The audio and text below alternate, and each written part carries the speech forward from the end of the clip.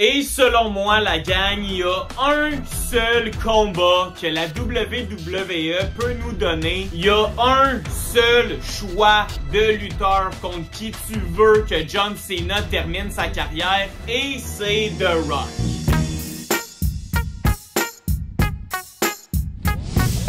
Messieurs, dames, bienvenue sur votre chaîne RNBO. Comment allez-vous aujourd'hui? J'espère que vous allez bien. J'espère que vous passez un citronnelle de bel été, la gang. Et là, on a une grosse vidéo parce que, comme on le sait, time is ticking pour John Cena. Sa tournée de retraite actuelle, on va se dire, crime que ça passe vite. La final run à John Cena est vraiment difficile à expliquer. Sincèrement, ça a commencé babyface. On a vu un heel turn légendaire qui finalement a pas mené à grand chose, on va se le dire, et d'une manière très weird, on a vu un retour de John Cena babyface un peu organiquement au fil des semaines, ce qui a vraiment semé l'émoi en ligne. Qu'est-ce qui se passe avec cette foutue tournée de retraite là? Actuellement, John Cena est 100% babyface et il faut se le dire, la WWE l'a complètement échappé si on parle du heel turn. Le heel turn en soi était légendaire, selon moi, le plus gros heel turn de l'histoire de la lutte,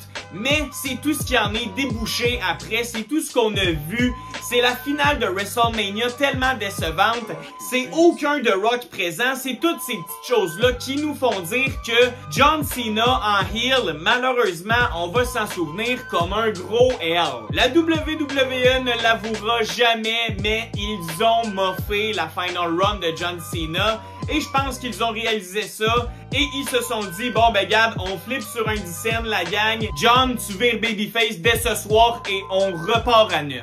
C'est ce qu'on a vu au Québec, on pense à Montréal, ça a été sincèrement une des plus grosses ovations pour John Cena depuis un estifi de bout. Il est flaming babyface, ça a aucun sens comment le switch de heel à babyface s'est fait du jour au lendemain.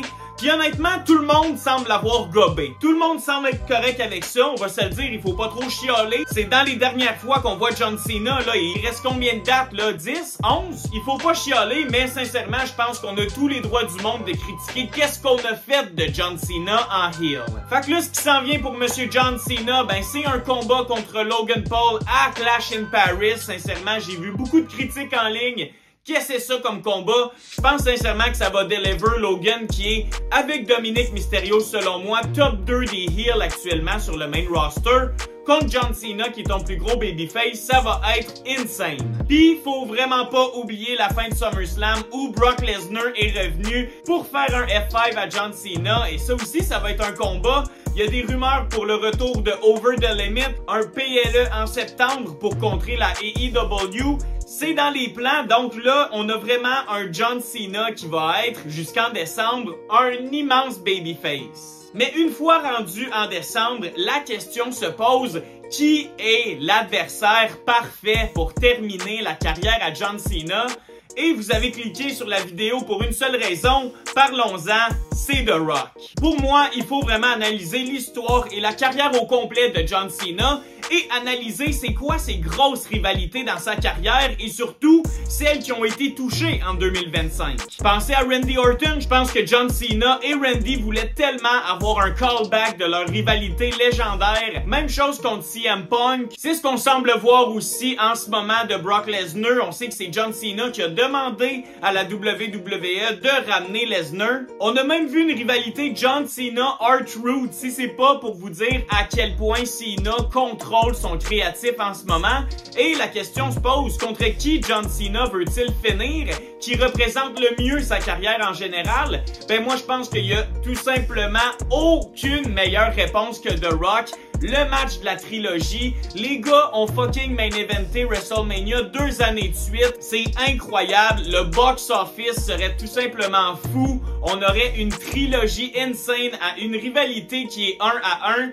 Et la gang, je vais aller plus loin que ça, il pourrait avoir un sale enjeu à ce combat-là. Parce que ce combat-là, ça va pas juste être le dernier combat de John Cena, il faut terminer sur un gros crime, de moment cinéma. Et pour le match final de John Cena, il faut absolument que ce soit contre le Final Boss. Come on la gang, tout est là. Le Final Boss contre John Cena, ce serait littéralement le plus gros heel contre le plus gros babyface. Et plus important encore la gang, l'histoire est là à 1000%. Cue de musique. À Elimination Chamber, The Rock a engagé John Cena pour ruiner la lutte. Chose qu'il a réussi à faire à WrestleMania, il devient le Never Seen 17 et The Rock est chez lui, les pieds bien confortables sur son divan avec son petit whisky en se disant « Good, j'ai pas besoin de me pointer, John Cena fait toute la job tout seul. » Cena commence sa run de champion et ça se passe pas bien. Au fil des mois, John s'ennuie tellement de la foule, s'ennuie de faire sourire des enfants, s'ennuie de ses couleurs et s'ennuie de sa musique. Puis on va se le dire, John Cena qui était supposé avoir une crew pour le backer en tant que heel, ben il est comme Corneille, il est seul au monde.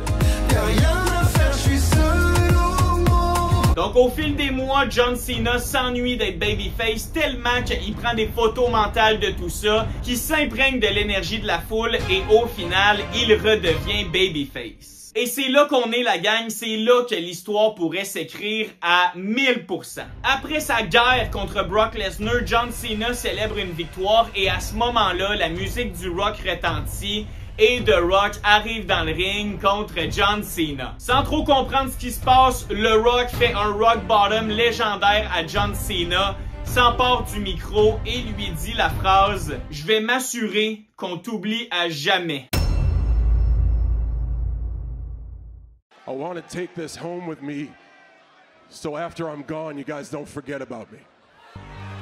La promo que je viens de vous mettre de John Cena est vraiment pas anodine. Je pense que cette crainte-là de John Cena va être en fait le feu de son dernier match, l'histoire de son dernier combat. Bref, je pense vraiment que le fait que Cena nous ait dit qu'il a peur d'être oublié de la lutte, ben ça va devenir le plan exactement à The Rock que ça l'arrive.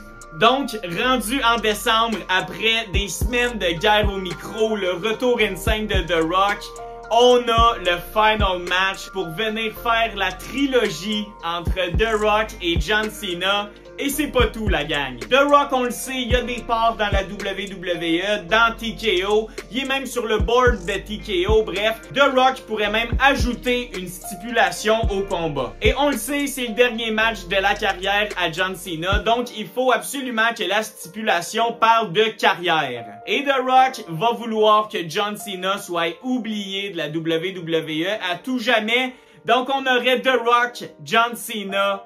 Le perdant est effacé de l'histoire. Si John Cena gagne, The Rock est effacé du board de TKO, il perd tout son pouvoir. Et d'un autre côté, si John Cena perd, eh bien, il donne raison à The Rock et toute l'histoire de John Cena, les 17 titres, tout est effacé. Je pense que tout est là, la gang. Je pense que tout est là. On a un plan pour que Cena termine sa carrière au sommet. The Rock Cena, c'est ce qui a bercé notre enfance et c'est vraiment le combat parfait pour terminer la carrière de John Cena. Donc la gang, je vous lance la question, est-ce que ça vous parle en décembre un The Rock John Cena? On sait là, on chiale que The Rock n'est pas présent du tout à la WWE. Est-ce que c'est parce qu'il s'entraîne en ce moment pour préparer ce combat-là? Je sais pas, mais sincèrement, je pense que le plus gros bang à faire, c'est ce combat-là. Donc merci beaucoup d'avoir été là la gang, portez-vous bien et comme on se dit, comme d'habitude, take care and peace!